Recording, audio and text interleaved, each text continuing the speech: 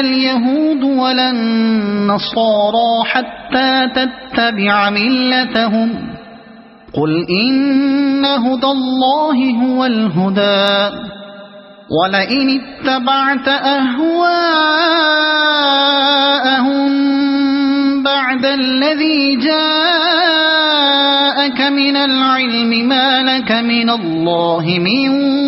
ولي ولا نصير الذين آتيناهم الكتاب يتلونه حق تلاوته أولئك يؤمنون به ومن يكفر به فأولئك هم الخاسرون يا بني إسرائيل اذكروا نعمتي التي أنعمت عليكم وأني فضلتكم على العالمين واتقوا يوما لا تجزي نفس عن نفس شيئا ولا يقبل منها عدل ولا تنفعها شفاعة ولا هم ينصرون وإذ ابتلى إبراهيم ربه بكلمات فأتمهن قال إني جاعلك للناس إماما قال ومن ذريتي قال لا ينال عهد الظالمين وإذ جعلنا البيت مثابة للناس وأمنا واتخذوا من مقام إبراهيم مصلى وأعهدنا إلى إبراهيم وإسماعيل أن طهرا بيتي للطائفين والعاكفين والركع السجود وإذ قال إبراهيم رب اجعل هذا بلدا آمنا وارزق أهله من الثمرات من آمن منهم بالله واليوم الآخر قال ومن كفر فأمتعه قليلا ثم أضطره إلى عذاب النار وبئس المصير وإذ يرفع إبراهيم القواعد من البيت وإسماعيل ربنا تقبل منا إنك أنت السميع العليم ربنا وجعلنا مسلمين لك ومن ذريتنا أمة مسلمة لك وأرنا مناسكنا وتب علينا إنك أنت التواب الرحيم ربنا وابعث فيهم رسولا منهم يتلو عليهم آياتك ويعلمهم الكتاب والحكمة ويزكيهم إنك أنت العزيز الحكيم ومن يرغب عن ملة إبراهيم إلا من سفه نفسه ولقد اصطفيناه في الدنيا وإنه في الآخرة لمن الصالحين إذ قال له ربه أسلم قال أسلمت لرب العالمين ووصى بها إبراهيم بنيه ويعقوب يا بني إن إن الله اصطفى لكم الدين فلا تموتن إلا وأنتم مسلمون أم كنتم شهداء إذ حضر يعقوب الموت إذ قال لبنيه ما تعبدون من بعدي قالوا نعبد إلهك وإله آبائك إبراهيم وإسماعيل وإسحاق إلها واحدا ونحن له مسلمون تلك أمة قد خلت لها ما كسبت ولكم ما كسبتم ولا تسألون عما كانوا يعملون وقالوا كونوا هودا أو نصارى تهتدوا قل بل ملة إبراهيم حنيفا وما كان من المشركين قولوا آمنا بالله وما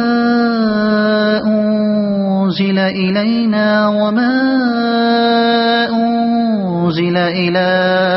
إبراهيم وإسماعيل وإسحاق وما أنزل إلى إبراهيم وإسماعيل وإسحاق ويعقوب والأسباط وما أوتي موسى وعيسى وما أوتي النبيون من ربهم لا نفرق بين أحد منهم ونحن له مسلمون فإن آمنوا بمثل ما آمنتم به فقد اهتدوا وإن تولوا فإنما هم في شقاق فسيكفيكهم الله وهو السميع العليم صبغة الله ومن أحسن من الله صبغة ونحن له عابدون قل أتحاجوننا في الله وهو ربنا وربكم ولنا أعمالنا ولكم أعمالكم ونحن له مخلصون أم تقولون إن إبراهيم وإسماعيل وإسحاق ويعقوب والأسباط كانوا هودا أو نصارى قل أأنتم أعلم أم الله ومن أظلم ممن كتم شهادة عنده من الله وما الله بغافل عما تعملون تلك أمة قد خلت لها ما كسبت ولكم ما كسبتم ولا تسألون عما كانوا يعملون سيقول السفهاء من الناس ما ولاهم عن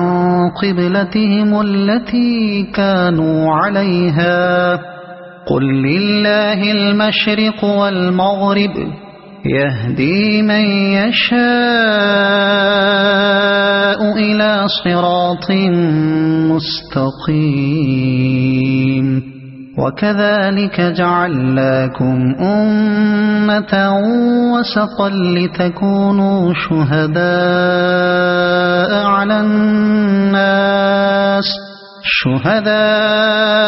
على الناس الناس ويكون الرسول عليكم شهيدا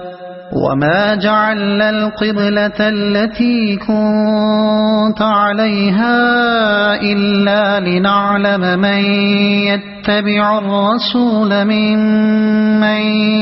ينقلب على عقبيه وإن كانت لكبيرة إلا على الذين هدى الله وما كان الله ليضيع إيمانكم إن الله بالناس لرؤوف رحيم قد نرى تقلب وجهك في السماء فلنولينك قبلة ترضاها فول وجهك شطر المسجد الحرام وحيث ما كنتم فولوا وجوهكم شطره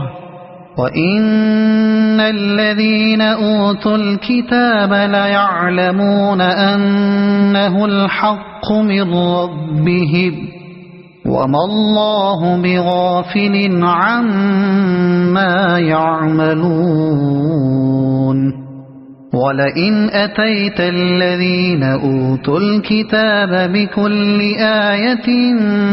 ما تبعوا قبلتك وما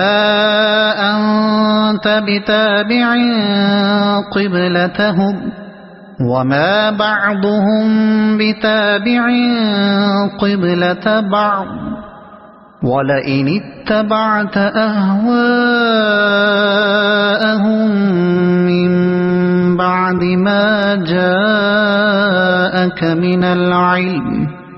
من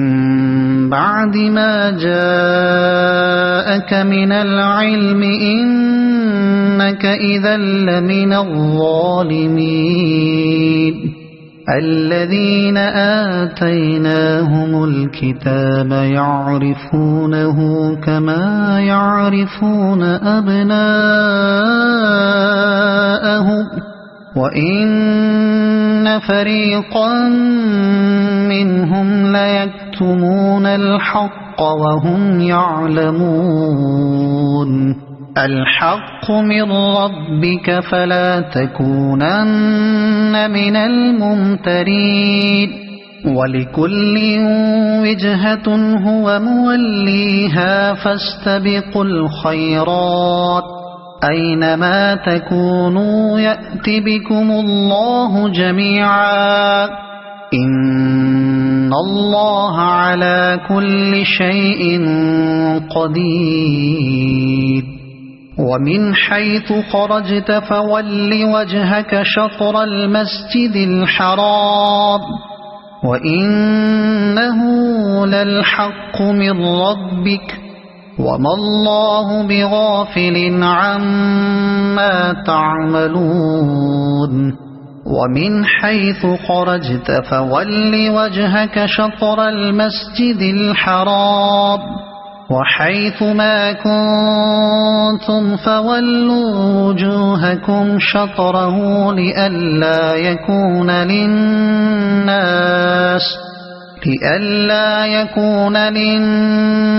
عليكم حجة إلا الذين ظلموا منهم فلا تخشوهم واخشوني ولأتم نعمتي عليكم ولعلكم تهتدون كما أرسلنا فيكم رسولا منكم يتلو عليكم آياتنا ويزكيكم ويعلمكم الكتاب والحكمة ويعلمكم ما لم تكونوا تعلمون فاذكروني أذكركم واشكروا لي ولا تكفرون يا أيها الذين آمنوا استعينوا بالصبر والصلاة إن الله مع الصابرين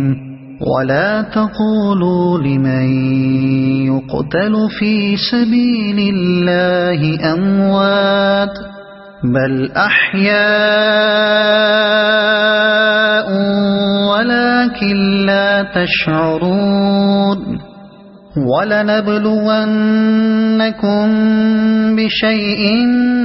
من الخوف والجوع ونقص من الأموال والأنفس والثمرات وبشر الصابرين الذين إذا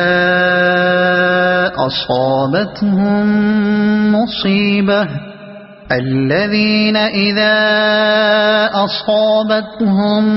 مصيبة قالوا إنا لله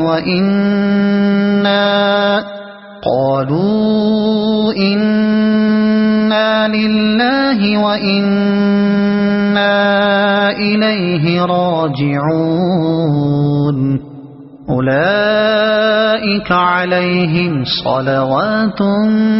من ربهم ورحمة وأولئك هم المهتدون إن الصفا والمروة من شعائر الله فمن حج البيت أو اعتمر فلا جناح عليه أن يطوف بهما ومن تطوع خيرا فإن الله شاكر عليم إن الذين يكتمون ما أنزلنا من البينات والهدى من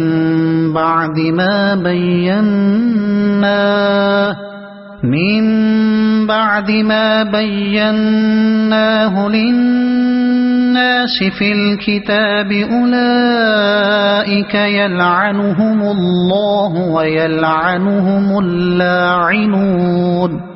إلا الذين تابوا وأصلحوا وبينوا فأولئك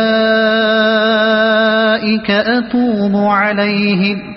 وأنا التواب الرحيم إن الذين كفروا وماتوا وهم كفار أولئك عليهم لعنة الله والملائكة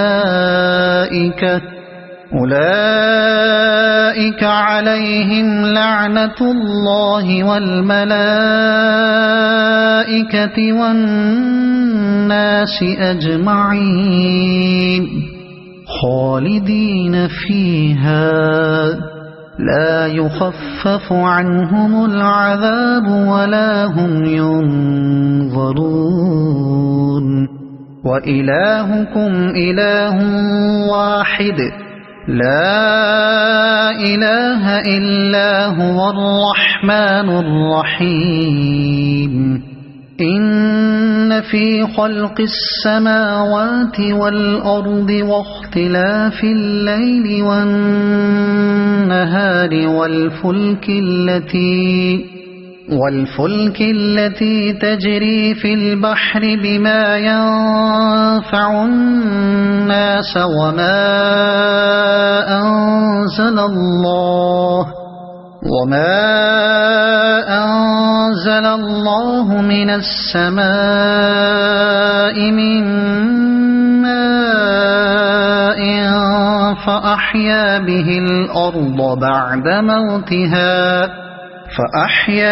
الأرض بعد موتها وبث فيها من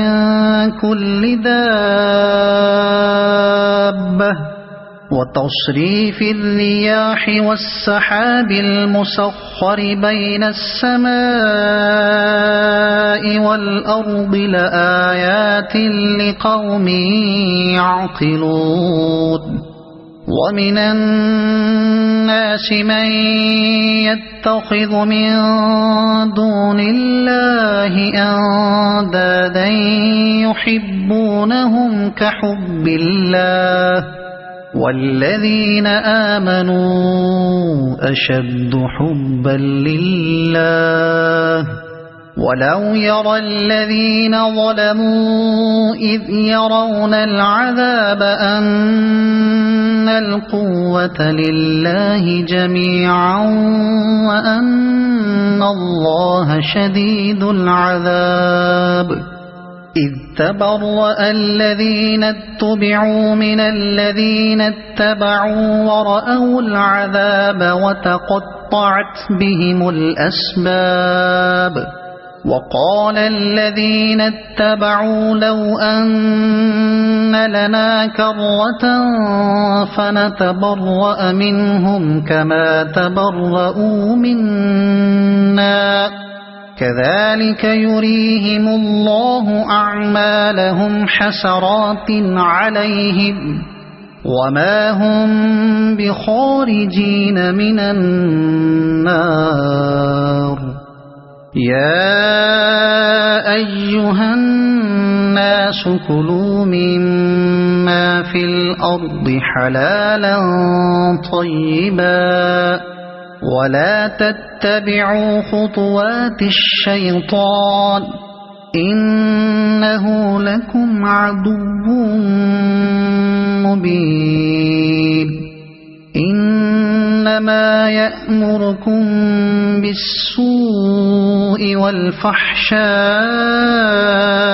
وأن تقولوا على الله ما لا تعلمون وإذا قيل لهم اتبعوا ما أنزل الله قالوا بل نتبع ما ألفينا عليه آباءنا أولو كان آباؤهم لا يعقلون شيئا ولا يهتدون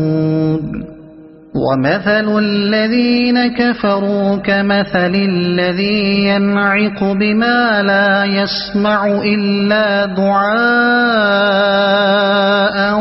ونداء صم بكم عمي فهم لا يعقلون يا أيها الذين آمنوا كلوا من طيبات ما رزقناكم واشكروا لله إن كنتم إياه تعبدون إنما حرم عليكم الميتة والدم ولحم الخنزير وما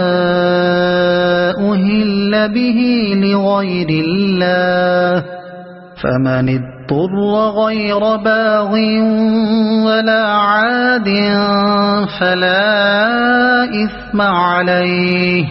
إن الله غفور رحيم إن الذين يكتمون ما أنزل الله من الكتاب ويشترون به ثمنا قليلا أولئك ما يأكلون في بطونهم إلا النار ولا يكلمهم الله يوم القيامة ولا يزكيهم ولهم عذاب أليم أولئك الذين اشتروا الضلالة بالهدى والعذاب بالمغفرة فما أصبرهم على النار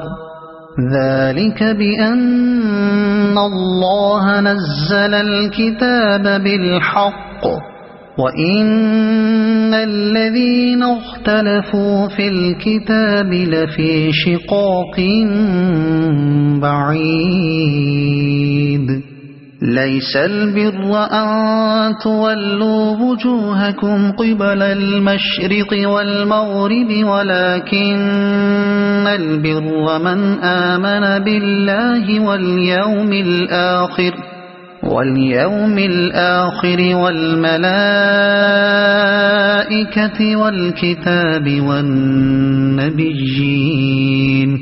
وآتى المال على حبه ذوي القربى واليتامى والمساكين وابن السبيل والسائلين وفي الرقاب وأقام الصلاة وآتى الزكاة والموفون بعهدهم إذا عاهدوا والصابرين في البأساء والضراء وحين البأس أولئك الذين صدقوا وأولئك هم المتقون يا أيها الذين آمنوا كتب عليكم القصاص في القتلى الحر بالحر والعبد بالعبد والأنثى بالأنثى فمن عفي له من أخيه شيء فاتباع بالمعروف وأداء إليه بإحسان ذلك تخفيف من ربكم ورحمة فمن اعتدى بعد ذلك فله عذاب أليم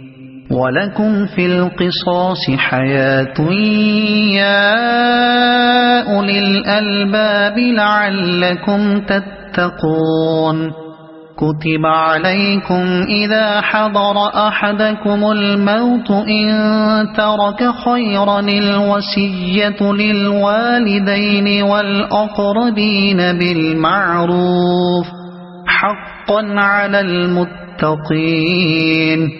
فمن بدله بعدما سمعه فإنما إثمه على الذين يبدلونه إن الله سميع عليم فمن خاف من موص جنفا أو إثما فأصلح بينهم فلا إثم عليه إن الله غفور رحيم يا أيها الذين آمنوا كتب عليكم الصيام كما كتب على الذين من قبلكم لعلكم تتقون أياما معدودات فمن كان منكم مريضا أو على سفر فعدة من أيام أخر وعلى الذين يطيقونه فدية طعام مسكين فمن تطوع خيرا فهو خير له وأن تصوموا خير لكم إن كنتم تعلمون شهر رمضان الذي أنزل فيه القرآن هدى للناس وبينات من الهدى والفرقان فمن شهد منكم الشهر فليصمه ومن كان مريضا أو على سفر فعدة من أيام أخر يريد الله بكم اليسر ولا يريد بكم العسر ولتكملوا العدة ولتكبروا الله على ما هداكم ولتكبروا الله على ما هداكم ولعلكم تشكرون وإذا سألك عبادي عني فإني قريب أجيب دعوة الداع إذا دعاني فليستجيبوا لي وليؤمنوا بي لعلهم يرشدون أحل لكم ليلة الصيام الرفث إلى نسائكم هن لباس لكم وأنتم لباس لهن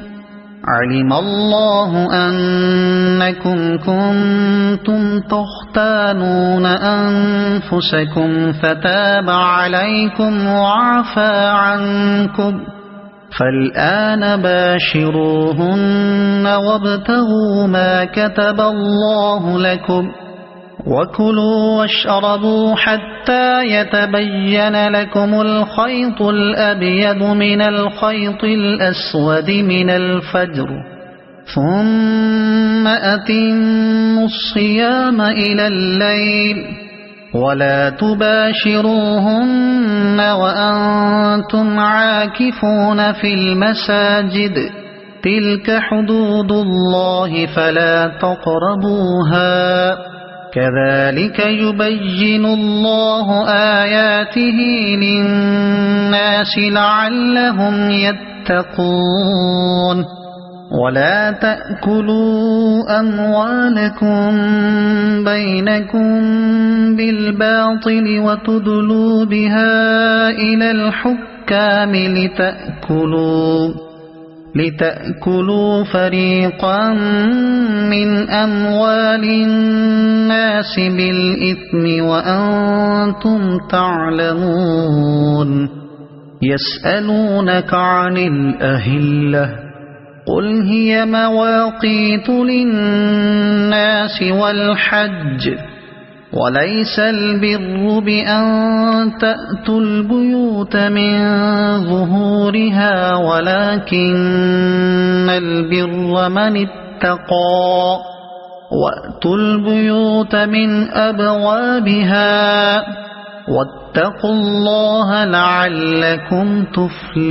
تفلحون وقاتلوا في سبيل الله الذين يقاتلونكم ولا تعتدوا إن الله لا يحب المعتدين واقتلوهم حيث ثقفتموهم وأخرجوهم من حيث أخرجوكم والفتنة أشد من القتل ولا تقاتلوهم عند المسجد الحرام حتى يقاتلوكم فيه فإن قاتلوكم فاقتلوهم كذلك جزاء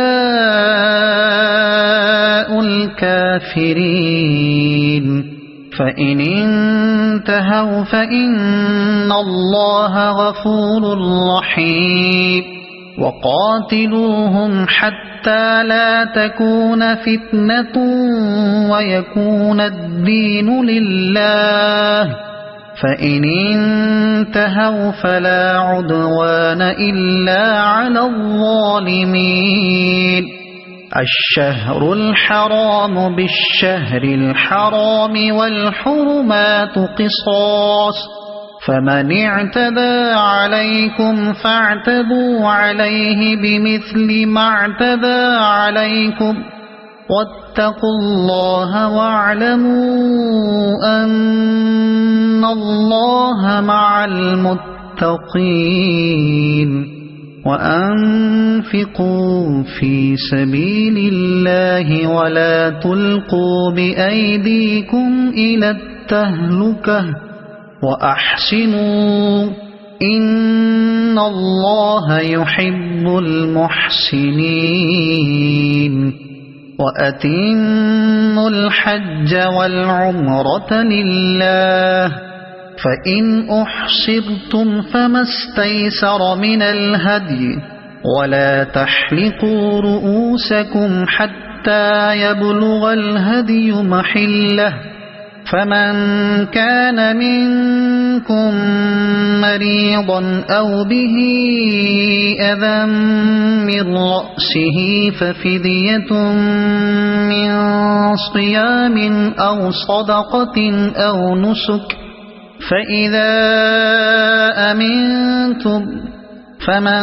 تمتع بالعمرة إلى الحج فما استيسر من الهدي فمن لم يجد فصيام 3 أيام في الحج و7 إذا رجعتم تلك 10 كاملة ذلك لمن لم يكن أهله حاضر المسجد الحرام واتقوا الله واعلموا أن الله شديد العقاب الحج أشهر معلومات فمن فرض فيهن الحج فلا رفث ولا فسوق ولا جدال في الحج وما تفعلوا من خير يعلمه الله وتزودوا فإن خير الزاد التقوى واتقون يا أولي الألباب ليس عليكم جناح أن تبتغوا فضلا من ربكم فإذا أفضتم من عرفات فاذكروا الله عند المشعر الحرام واذكروه كما هداكم وإن كنتم من قبله لمن الضالين ثم أفيضوا من حيث أفاض الناس واستغفروا الله إن الله غفور رحيم فإذا قضيتم مناسككم فاذكروا الله كذكركم آباءكم أو أشد ذكرا فمن الناس من يقول ربنا آتنا في الدنيا وما له في الآخرة من خلاق ومنهم من يقول ربنا آتنا في الدنيا حسنة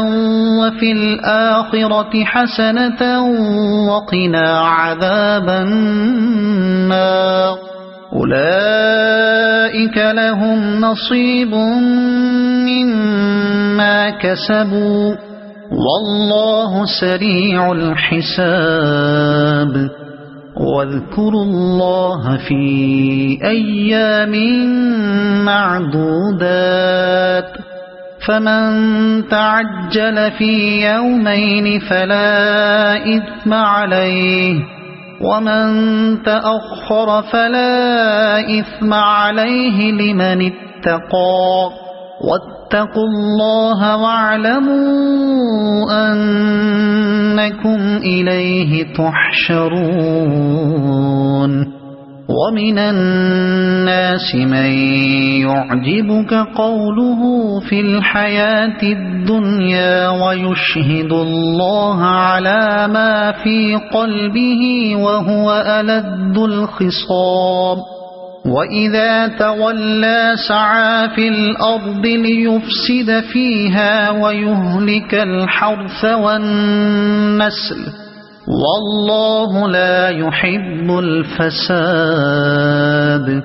وإذا قيل له اتق الله أخذته العزة بالإثم فحسبه جهنم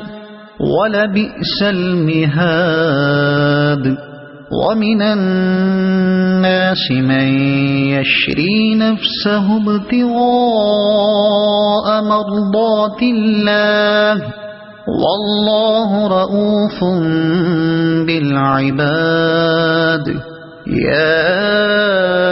أيها الذين آمنوا ادخلوا في السلم كافة ولا تتبعوا خطوات الشيطان إنه لكم عدو مبين فإن زللتم من بعد ما جاءتكم البينات فاعلموا أن الله عزيز حكيم هل ينظرون إلا أن يأتيهم الله في ظلل من الغمام والملائكة وقضي الأمر وإلى الله ترجع الأمور سل بني إسرائيل كم آتيناهم من آية بينة ومن يبدل نعمة الله من بعد ما جاءته فإن الله شديد العقاب زين للذين كفروا الحياة الدنيا ويسخرون من الذين آمنوا والذين اتقوا فوقهم يوم القيامة والله يرزق من يشاء بغير حساب كان الناس أمة واحدة فبعث الله النبيين مبشرين ومنذرين وأنزل معهم الكتاب بالحق ليحكم بين الناس فيما اختلفوا فيه وما اختلف فيه إلا الذين أوتوه من بعد ما جاءتهم البينات بغيا بينهم فهدى الله الذين آمنوا لما اختلفوا فيه من الحق بإذنه والله يهدي من يشاء إلى صراط مستقيم أم حسبتم أن تدخلوا الجنة ولما يأتكم مثل الذين خلوا من قبلكم مستهم البأساء والضراء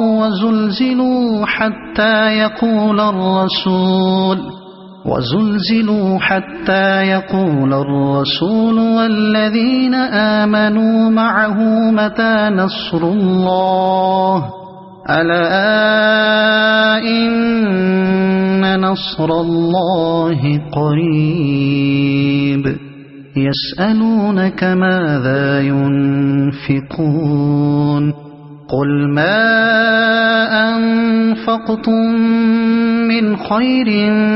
فللوالدين والأقربين واليتامى والمساكين وابن السبيل وما تفعلوا من خير فإن الله به عليم كتب عليكم القتال وهو كره لكم وعسى أن تكرهوا شيئا وهو خير لكم وعسى أن تحبوا شيئا وهو شر لكم والله يعلم وأنتم لا تعلمون يسألونك عن الشهر الحرام قتال فيه قل قتال فيه كبير وصد عن سبيل الله وكفر به والمسجد الحرام وإخراج أهله منه أكبر عند الله والفتنة أكبر من القتل ولا يزالون يقاتلونكم حتى يردوكم عن دينكم إن استطاعوا ومن يرتد منكم عن دينه فيمت وهو كافر فأولئك حبطت أعمالهم في الدنيا والآخرة وأولئك أصحاب النار هم فيها خالدون إن الذين آمنوا والذين هاجروا وجاهدوا في سبيل الله أولئك يرجون رحمة الله والله غفور رحيم يسألونك عن الخمر والميسر قل فيهما إثم كبير ومنافع للناس وإثمهما أكبر من نفعهما ويسألونك ماذا ينفقون قل العفو كذلك يبين الله لكم الآيات لعلكم تتفكرون في الدنيا والآخرة ويسألونك عن اليتامى قل إصلاح لهم خير وإن تخالطوهم فإخوانكم والله يعلم المفسد من المصلح ولو شاء الله لأعنتكم إن الله عزيز حكيم ولا تنكحوا المشركات حتى يؤمنوا ولأمة مؤمنة خير من مشركة ولو أعجبتكم ولا تنكحوا المشركين حتى يؤمنوا ولعبد مؤمن خير من مشرك ولو أعجبكم أولئك يدعون إلى النار والله يدعو إلى الجنة والمغفرة بإذنه ويبين آياته للناس لعلهم يتذكرون ويسألونك عن المحيض قل هو أذى فاعتزلوا النساء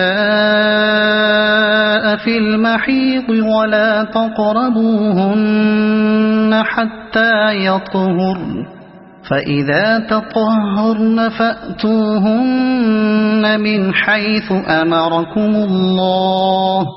إن الله يحب التوابين ويحب المتطهرين نساؤكم حرث لكم فأتوا حرثكم أنى شئتم وقدموا لأنفسكم واتقوا الله واعلموا أنكم ملاقوه وبشر المؤمنين ولا تجعلوا الله عرضة لأيمانكم أن تبروا وتتقوا وتصلحوا بين الناس والله سميع عليم لا يؤاخذكم الله باللغو في أيمانكم ولكن يؤاخذكم بما كسبت قلوبكم والله غفور حليم للذين يؤلون من نسائهم تربص 4 أشهر فإن فاءوا فإن الله غفور رحيم وإن عزموا الطلاق فإن الله سميع عليم والمطلقات يتربصن بأنفسهن 3 قروء ولا يحل لهن أن يكتمن ما خلق الله في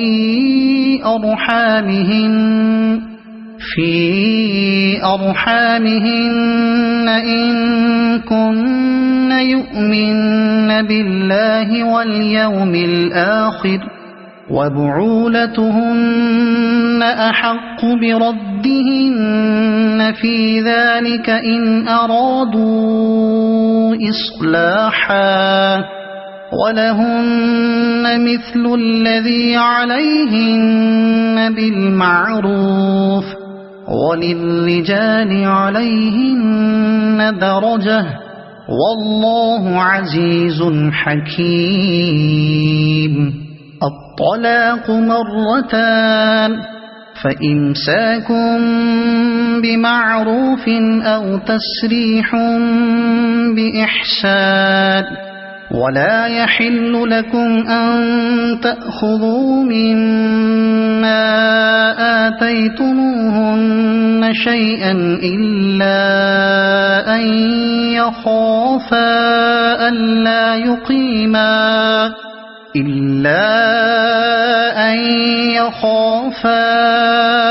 ألا يقيما حدود الله فإن خفتم ألا يقيما حدود الله فلا جناح عليهما فيما افتدت به تلك حدود الله فلا تعتدوها ومن يتعد حدود الله فأولئك هم الظالمون فإن طلقها فلا تحل له من بعد حتى تنكح زوجا غيره فإن طلقها فلا جناح عليهما أن يتراجعا إن ظنا أن يقيما حدود الله وتلك حدود الله يبينها لقوم يعلمون وإذا طلقتم النساء فبلغن أجلهن فأمسكوهن بمعروف أو سرحوهن بمعروف ولا تمسكوهن ضرارا لتعتدوا ومن يفعل ذلك فقد ظلم نفسه ولا تتخذوا آيات الله هزوا واذكروا نعمة الله عليكم وما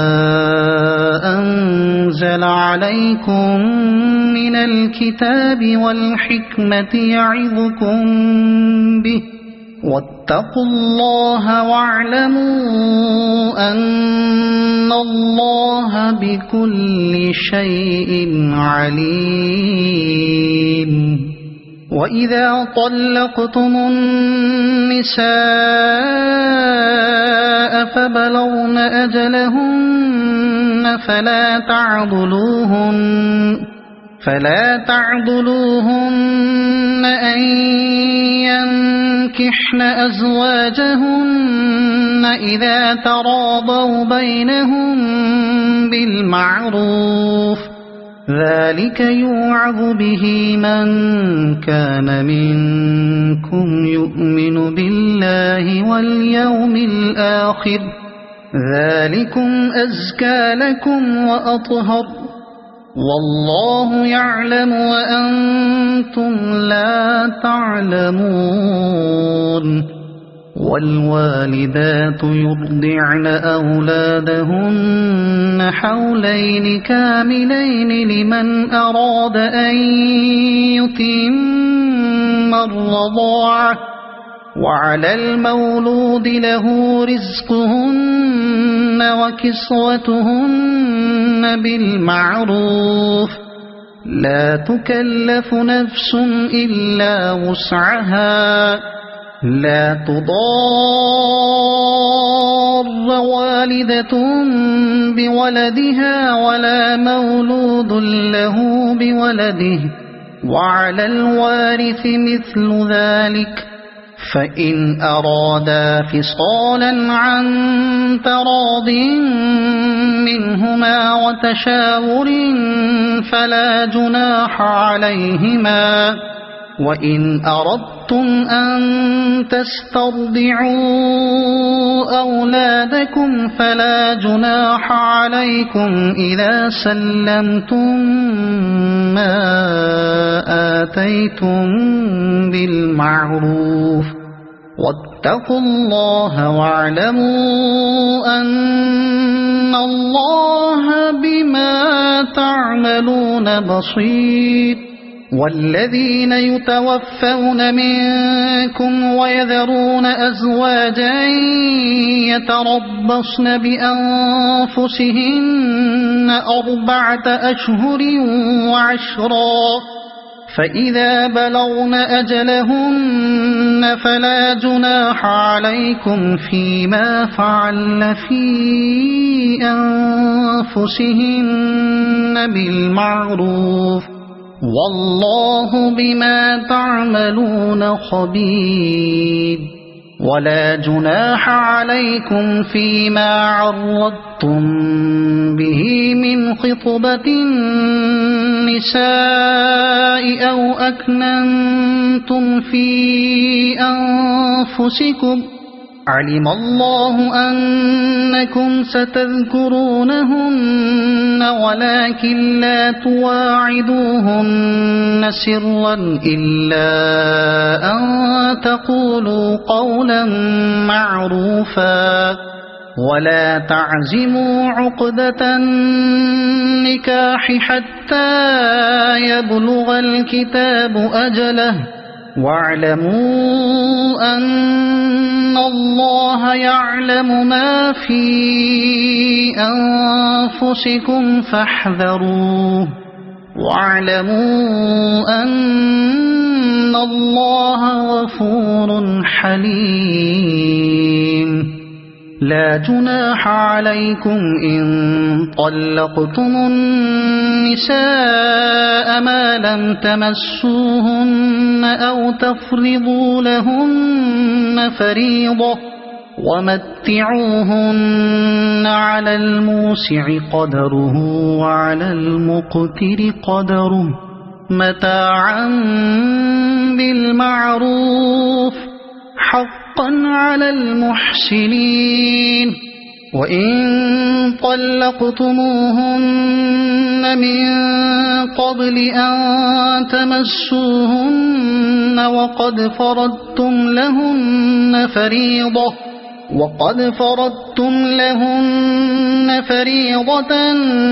فنصف ما فرضتم إلا أن يعفون أو يعفو الذي بيده عقدة النكاح وأن تعفوا أقرب للتقوى ولا تنسوا الفضل بينكم إن الله بما تعملون بصير حافظوا على الصلوات والصلاة الوسطى وقوموا لله قانتين فإن خفتم فرجالا أو ركبانا فإذا أمنتم فاذكروا الله كما علمكم ما لم تكونوا تعلمون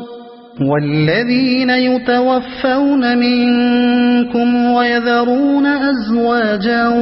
وصية لأزواجهم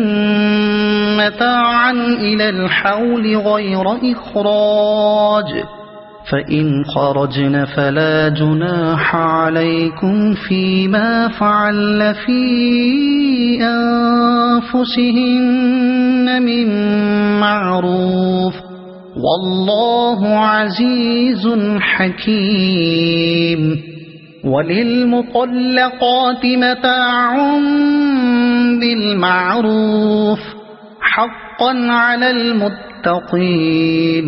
كذلك يبين الله لكم آياته لعلكم تعقلون ألم تر إلى الذين خرجوا من ديارهم وهم ألوف حذر الموت فقال لهم الله موتوا ثم أحياهم إن الله لذو فضل على الناس ولكن أكثر الناس لا يشكرون وقاتلوا في سبيل الله واعلموا أن الله سميع عليم من ذا الذي يقرض الله قرضا حسنا فيضاعفه له أضعافا كثيرة والله يقبض ويبسط وإليه ترجعون ألم تر إلى الملأ من بني إسرائيل من بعد موسى إذ قالوا لنبي له مبعث لنا ملكا نقاتل في سبيل الله قال هل عسيتم إن كتب عليكم القتال ألا تقاتلوا قالوا وما لنا ألا نقاتل في سبيل الله وقد أخرجنا من ديارنا وأبنائنا فلما كتب عليهم القتال تولوا إلا قليلا منهم والله عليم بالظالمين وقال لهم نبيهم إن الله قد بعث لكم طالوت ملكا قالوا أنى يكون له الملك علينا ونحن أحق بالملك منه ولم يؤت سعة من المال قال إن الله اصطفاه عليكم وزاده بسطة في العلم والجسم والله يؤتي ملكه من يشاء والله واسع عليم وقال لهم نبيهم إن آية ملكه أن يأتيكم التابوت فيه سكينة من ربكم وبقية مما ترك آل موسى وآل هارون تحمله الملائكة إن في ذلك لآية لكم إن كنتم مؤمنين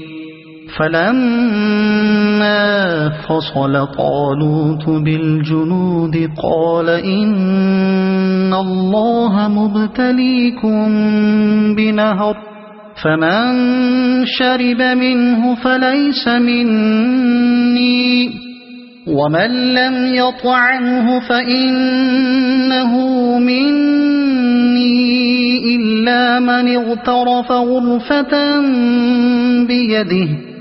فشربوا منه إلا قليلا منه فلما جاوزه هو والذين آمنوا معه قالوا لا طاقة لنا اليوم بجالوت وجنوده قال الذين يظنون أنهم ملاقو الله كم من فئة قليلة غلبت فئة كثيرة بإذن الله والله مع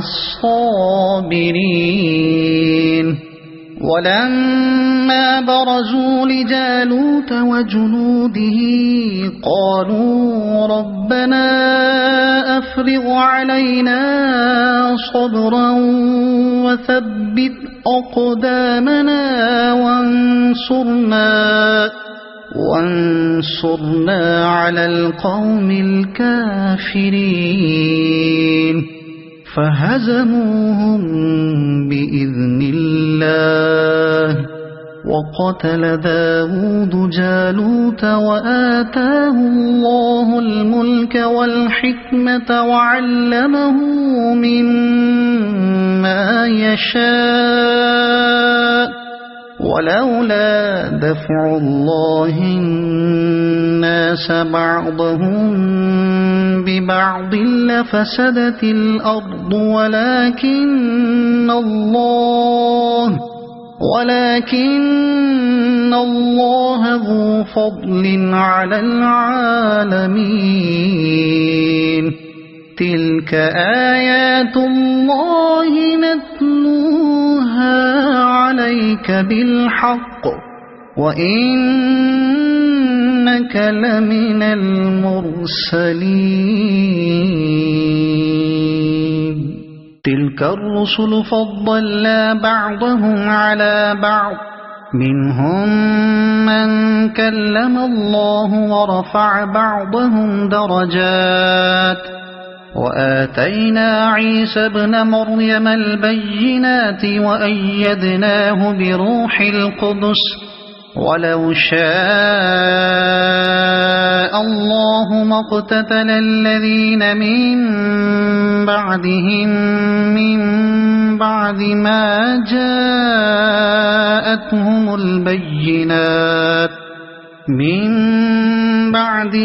جاءتهم البينات ولكن اختلفوا فمنهم من آمن ومنهم من كفر ولو شاء الله ما اقتتلوا ولكن الله يفعل ما يريد يا أيها الذين آمنوا أنفقوا مما رزقناكم من قبل أن يأتي يوم لا بيع فيه ولا خلة ولا شفاعة والكافرون هم الظالمون الله لا إله إلا هو الحي القيوم لا تأخذه سنة ولا نوم له ما في السماوات وما في الأرض من ذا الذي يشفع عنده إلا بإذنه يعلم ما بين أيديهم وما خلفهم ولا يحيطون بشيء من علمه إلا بما شاء وسع كرسيه السماوات والأرض ولا يؤوده حفظهما وهو العلي العظيم. لا إكراه في الدين، قد تبين الرشد من الغي، فمن يكفر بالطاغوت ويؤمن بالله فقد استمسك بالعروة الوثقى لا انفصام لها، والله سميع عليم. الله ولي الذين آمنوا يخرجهم من الظلمات إلى النور، والذين كفروا أولياؤهم الطاغوت يخرجونهم من النور إلى الظلمات، أولئك أصحاب النار هم فيها خالدون. ألم تر إلى الذي حاج إبراهيم في ربه أن آتاه الله الملك،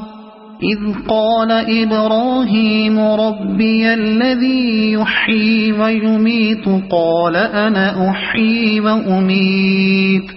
قال إبراهيم فإن الله يأتي بالشمس من المشرق فأت بها من المغرب، فبهت الذي كفر، والله لا يهدي القوم الظالمين. أو كالذي مر على قرية وهي خاوية على عروشها، قال أنى يحيي هذه الله بعد موتها، فأماته الله 100 عام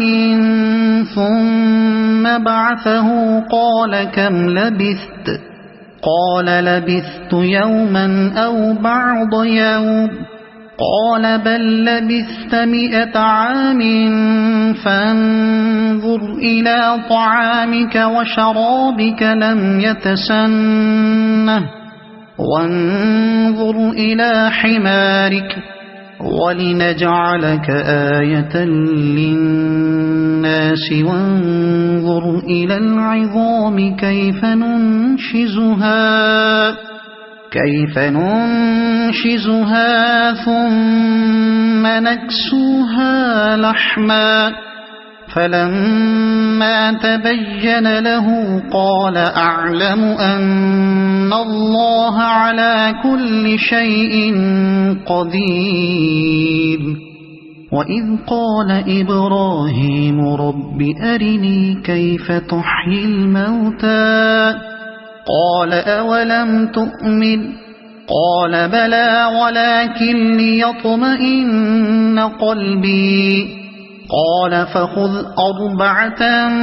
من الطير فصرهن إليك، ثم اجعل على كل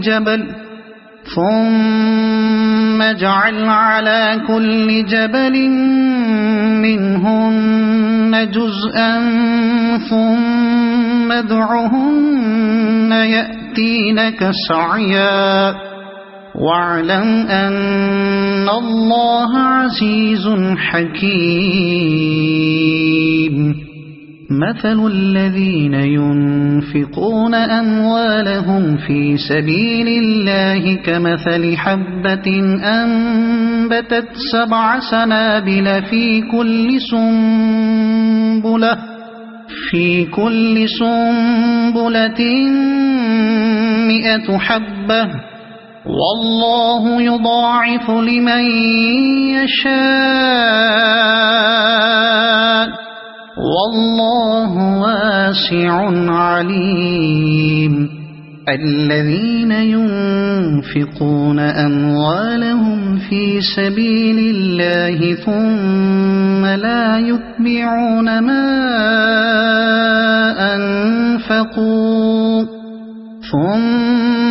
ولا يتبعون ما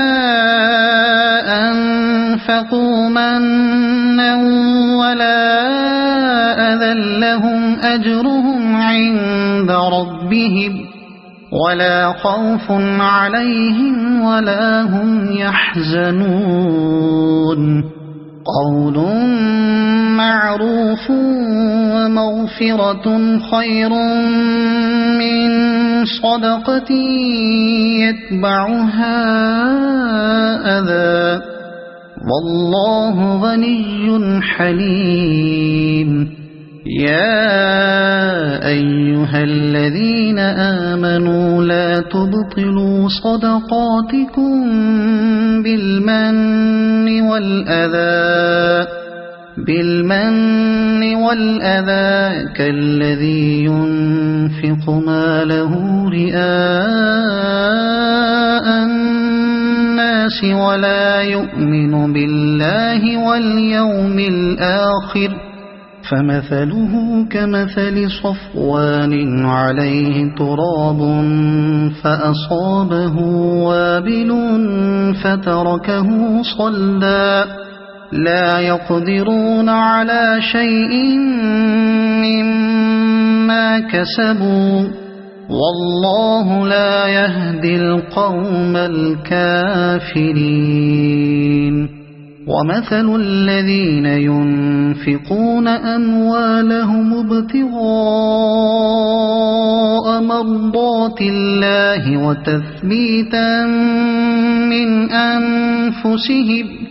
وتثبيتا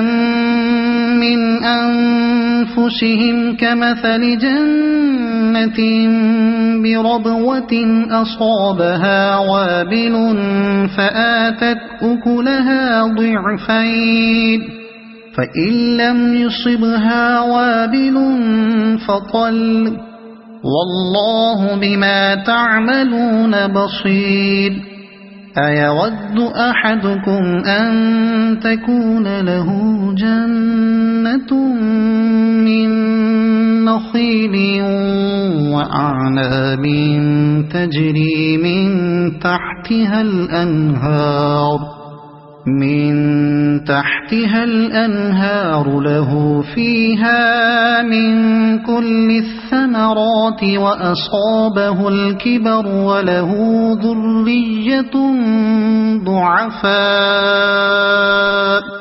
فأصابها إعصار فيه نار فاحترقت كذلك يبين الله لكم الآيات لعلكم تتفكرون يا أيها الذين آمنوا أنفقوا من طيبات ما كسبتم ومما أخرجنا لكم من الأرض ولا تيمموا الخبيث منه تنفقون ولستم بآخذيه إلا أن تغمضوا فيه واعلموا أن الله غني حميد الشيطان يعدكم الفقر ويأمركم بالفحشاء والله يعدكم مغفرة منه وفضلا والله واسع عليم يؤتي الحكمة من يشاء ومن يؤت الحكمة فقد أوتي خيرا كثيرا وما يذكر إلا أولو الألباب وما أنفقتم من نفقة أو نذرتم من نذر فإن الله يعلمه وما للظالمين من أنصار إن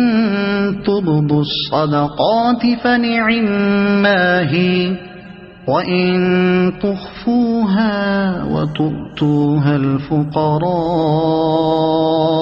فهو خير لكم ويكفر عنكم من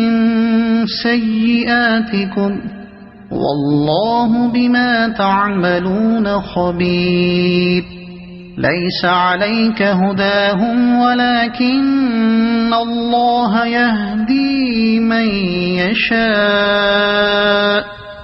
وما تنفقوا من خير فلأنفسكم وما تنفقون إلا ابتغاء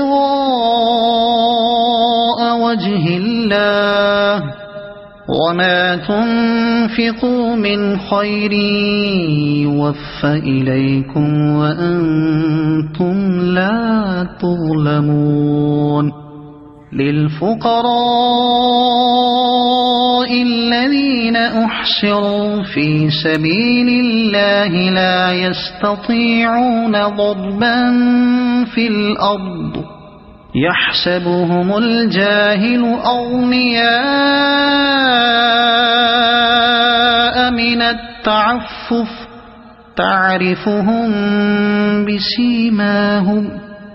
لا يسألون الناس إلحافا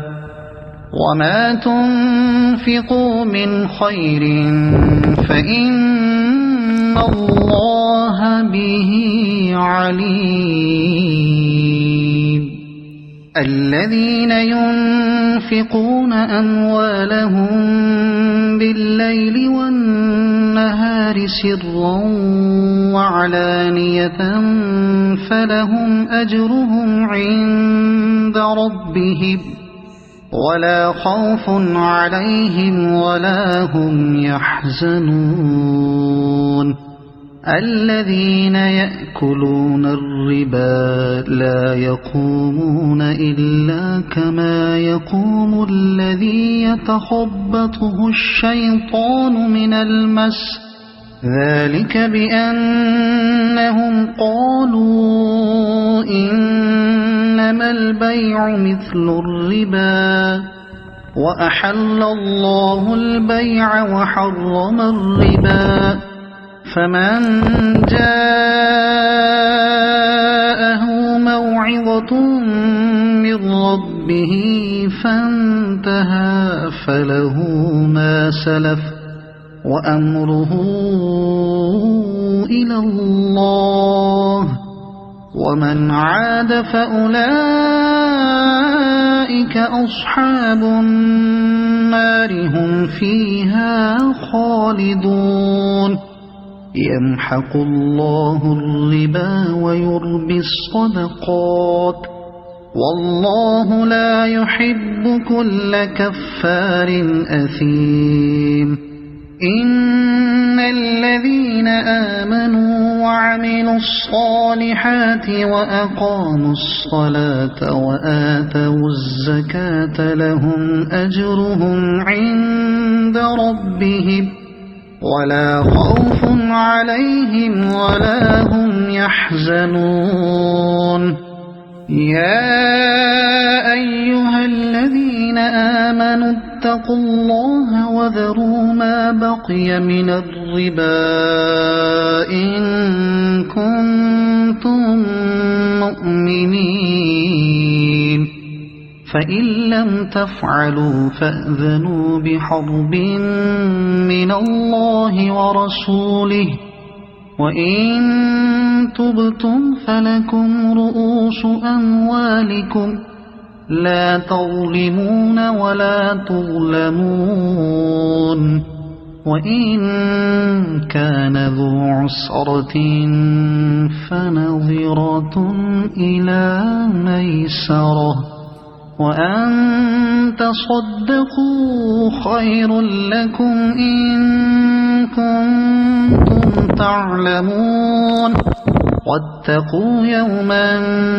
ترجعون فيه إلى الله ثم توفى كل نفس ما كسبت وهم لا يظلمون يا أيها الذين آمنوا إذا تداينتم بدين إلى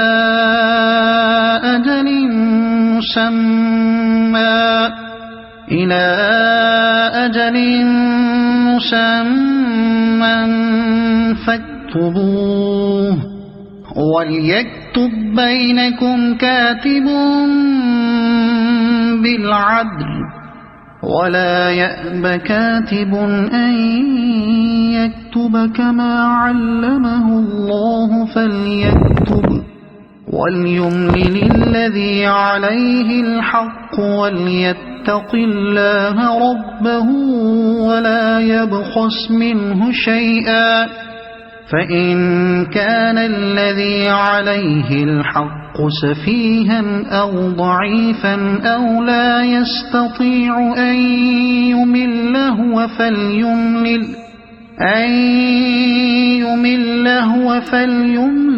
وليه بالعدل واستشهدوا شهيدين من رجالكم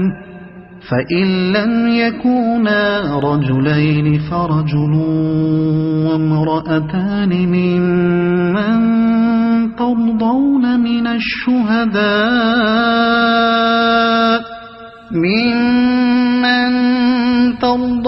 من الشهداء أن تضل إحداهما فتذكر إحداهما الأخرى ولا يأبى الشهداء إذا ما دعوا ولا تسأموا أن تكتبوه صغيرا أو كبيرا إلى أجله ذلكم أقسط عند الله وأقوم للشهادة وأدنى ألا ترتابوا إلا أن تكون تجارة حاضرة تديرونها بينكم فليس عليكم جناح ألا تكتبوها وأشهدوا إذا تبايعتم ولا يضار كاتب ولا شهيد وإن تفعلوا فإنه فسوق بكم واتقوا الله ويعلمكم الله والله بكل شيء عليم وإن كنتم على سفر ولم تجدوا كاتبا فرهان مقبوضة فإن أمن بعضكم بعضا فليؤد الذي اؤتمن أمانته وليتق الله ربه ولا تكتموا الشهادة ومن يكتمها فإنه آثم قلبه والله بما تعملون عليم لله ما في السماوات وما في الأرض وإن تبدوا ما في أنفسكم أو تخفوه يحاسبكم به الله فيغفر لمن يشاء ويعذب من يشاء والله على كل شيء قدير آمن الرسول بما أنزل إليه من ربه والمؤمنون كل آمن بالله وملائكته وكتبه ورسله لا نفرق بين أحد من رسله وقالوا سمعنا وأطعنا غفرانك ربنا وإليك المصير لا يكلف الله نفسا إلا وسعها لها ما كسبت وعليها ما اكتسبت ربنا لا تؤاخذنا إن نسينا أو أخطأنا ربنا ولا تحمل علينا إصرا كما حملته على الذين من قبلنا ربنا ولا تحملنا ما لا طاقة لنا به واعف عنا واغفر لنا وارحمنا أنت مولانا فانصرنا على القوم الكافرين صدق الله العظيم.